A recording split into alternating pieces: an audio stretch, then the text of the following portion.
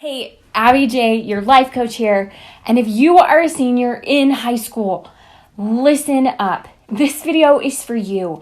I wanted to get personal. I wanted to get one-on-one. I just wanted to have a conversation with you about what's going on and your feelings, because your prom, your end of year celebrations, your yearbook day, your barbecues, your party with your friends, your goodbyes, your school plays, your end of year celebrations got taken away from you.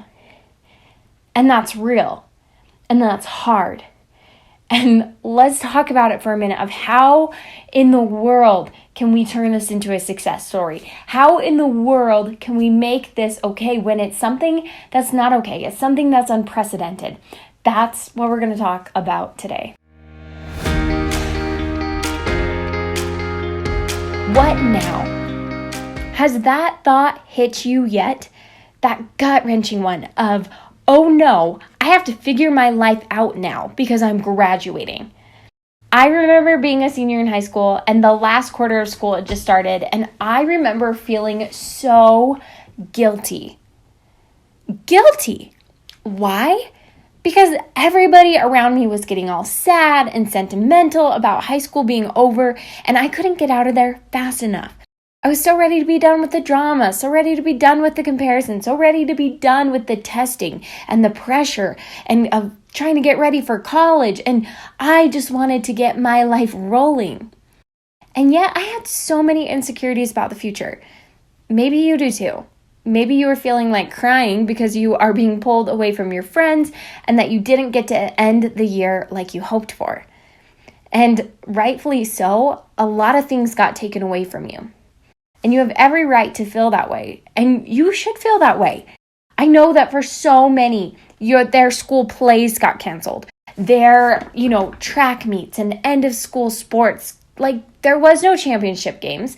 There were no proms. There were no end of level testings and getting your grades and getting that celebration and the yearbook signing. I mean, so many fun and very senior-esque, you do it when you're ending high school things got taken away from you. And I would guess that no matter what end of the scale you fall on, if you were like me and said, get me out of here, or if you're holding on to every ounce of high school that you can, you are feeling a little bit of confusion. Okay, maybe a whole lot of confusion. And that's really hard to process when, honestly, you have every right to be celebrating. You've crossed a major milestone in your life, and looking back, high school will seem like such a monumental moment for you, because it is.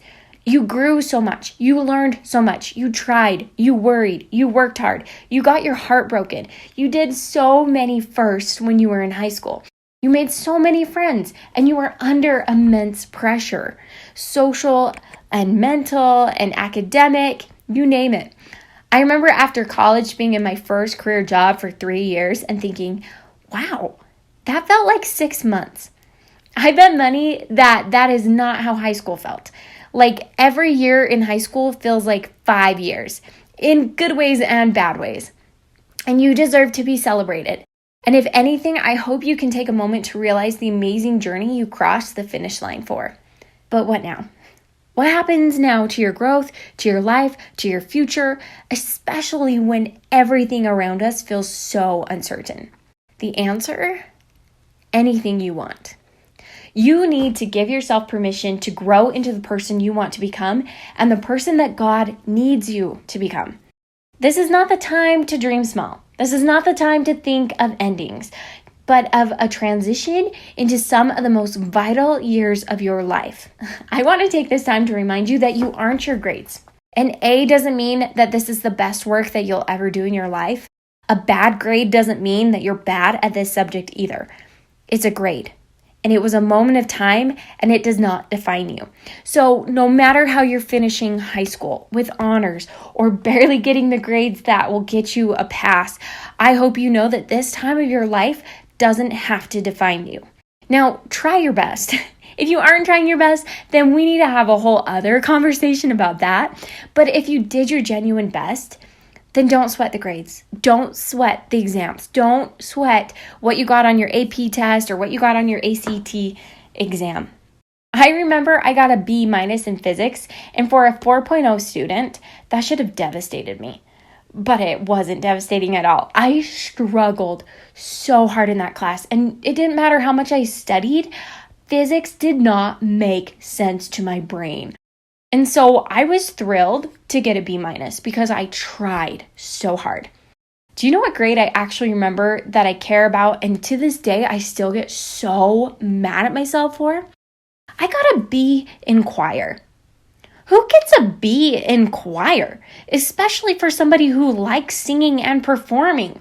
Okay, someone that doesn't turn in their paper, that's who gets a B in choir. And I remember I just wasn't paying enough attention. I was trying to be too cool, hanging out with my friends instead, that I didn't listen that the deadline for the one paper we had to turn in for the whole class was due on Friday. And I missed it. And I didn't even think to return it in or anything like that. And I know I could have gotten a better grade. And I'm so mad about that to this day because I didn't try. Don't let the end of your high school be that kind of experience for you. You will be able to celebrate whatever grade you get as long as you are doing your best and you are trying. See the difference? Know the difference between just getting by and doing your best. And right now it's probably harder to do your best because you are at home. It might be harder for you to learn online where you're not in a classroom setting, you're distracted. You might be really lacking the motivation being at home to do the work.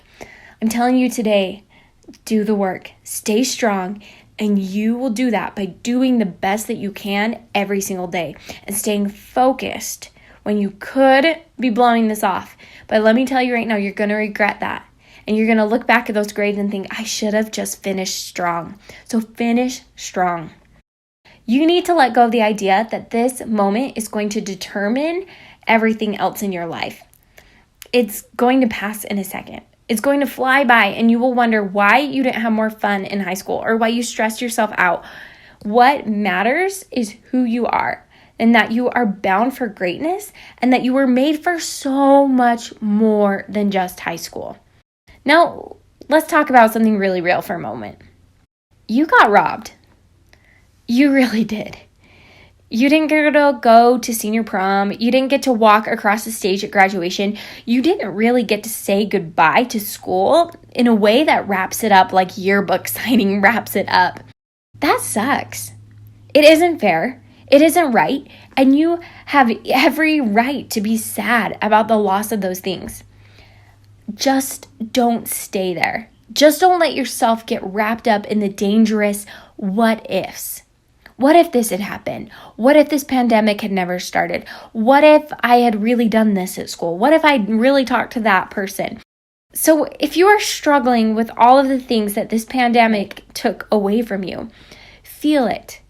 Just breathe it in. Be sad, but just for an hour. Then you've got to realize that there is so much good that can come from this too. I mean, who gets to start their summer break basically 2 months early? I mean, let's be real. There's been a lot of benefits that have come from you being able to take a step back from school and work online. Now, before you think I'm going to get too harsh on this, let me tell you a story. So, long time ago, I was a junior in high school, and no, I take that back. I was a senior. I was a senior in high school, and I was really liking this guy, and he was really liking me, and it was just fireworks. Everything was going the way it was supposed to, and along comes Valentine's Day, and I think to myself, yes, finally, I am going to get the Valentine's Day that I deserve and that I've wanted for so long because this boy's crazy about me, and I'm crazy about this boy. But it didn't really start going that way because when I was asking this guy, like, hey, what are we going to do for Valentine's Day? He gave me this story that his family, they always do family stuff on Valentine's, and his mom really stresses that it's a holiday to express love in between your family, and so he's not really going to be able to take me out on a date, but he's got me a card, he'll get me a rose, but we might have to go, celebrate Valentine's on a different day. And I thought to myself, well, that's fine. I appreciate a mom who has traditions and a mom who has rules, and I can respect family love, and that's fine. Okay, the reality is that this guy, I found out later from the girl like from the source, that he couldn't take me out on a Valentine's Day because he was taking another girl out that day. And he was going to take her to dinner and a movie, the whole big deal. And I was devastated. When I found this out, I just sobbed on my stairs. And my mom and dad, they were so amazing. They came and my dad was like, honey, I'm so sorry. He patted my back. And my mom, rubbed my head. And she's like, I'm so sorry this happened. And this sucks. And that's not cool. And I just don't even know what to tell you. This isn't fair. And we probably kept that up for like 30 minutes. And I was just sad and pouty. And then finally my mom said, okay, we're done crying. And that made me so, I looked at my mom, I said, what? Do you not know how I feel? I just can't turn off these feelings and be done crying. My mom said, well, you've been sad for an hour and now we got to move on. You got to move on with life. You can't be sad about this for forever. Like, this guy's true colors. We're going to move on. And that made me so mad. And I started crying some more and I was ticked for days because my mom was so harsh and understanding. Well, a couple months later, I'm fine, life goes on, but my cousin had a similar experience happen, and hers, I would say, was way worse, and she found out her boyfriend was cheating on her, and he'd gotten another girl pregnant. Story for another day, okay? But level 10 of my experience. But when I saw her, we worked at the same job because my aunt owned a restaurant. When I saw her, she looked so bad. And this girl was stunning, so gorgeous, and she had no makeup on. You could tell her eyes were red and swollen. Her hair was barely thrown up in a super messy bun. She looked like a wreck. And this happened, at this point, it'd probably been 2 weeks since she found out her boyfriend had cheated on her. And she was crying, she was upset, and during our shift, I learned that she had quit school. Yeah, she had quit school her senior year because she just possibly could not be expected to go to school and to face her boyfriend and to just be in the same building as him. So she had quit school and was going to do it all online. And I remember thinking to myself about that and comparing it to my way less intense situation of my boyfriend cheating on me on Valentine's Day. And I went home and I thanked my mom. And I said to her, I'm so grateful that you told me that I could cry for an hour and then I had to get over it. Because we can let situations destroy us. And we can let situations take away from us so much more than they need to. Sometimes we can't control other people's actions. Let me clarify that. All the time, we can't control other people's actions. And they might do horrible things like break our heart or do stuff that we don't like. But we shouldn't turn it into something more. My cousin missed out on so many amazing senior opportunities because she let this breakup become way more than it was supposed to be. If anything, she should have been celebrating to get away from a guy that has that kind of behavior and personality. So I went and I thanked my mom for helping me realize that we can't let bad things that happen to us take away other awesome experiences from us just because we're sad or just because we're confused or we don't know how to move forward. So in conclusion, let's recap what you need to do to make the most of what's left of your senior year and how to start the rest of your life today. So, number 1, mourn what you've lost. Honestly, take a moment and just write down everything that you wish could have happened, but COVID took away from you. And write it out. And then I want you to cry about it, but set a timer, honestly. Maybe say, you know what? I'm going to be sad about this for an hour, and then I got to let it go. Second thing you're going to do is you're going to stop stressing, and you're just going to do your best. Now, does that mean I'm giving you permission to not focus or sign on to your online classes? No. You want to finish strong. Remember that. But I also want you to keep it balanced because you are so much more than a grade. You are so much more than an exam. And I promise you that your grade on that test is not going to matter in 3 years. And if it doesn't matter in 3 years, my friend, I don't know if it matters that much. And lastly, my third tip for you is keep perspective. This is an incredible time to be alive. Nobody alive in our generation has experienced a pandemic. There have been some in the past, but no one has been around to experience those, but we are here. These are the stories, these are the days we are going to tell our children. And so I want you to keep perspective. I want you to remember that high school is going to end and it can be anything you want it to be, but your future is wide open. You have so many opportunities, so many chances to learn, to grow, to change. You don't have to know what you want to do right now. And I hope you can keep that perspective and know that it's okay to figure things out.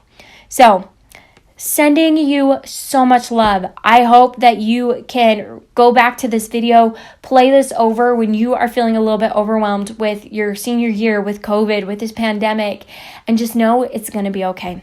So, sending you love, stay safe, stay healthy, and remember to finish strong. Abby J out.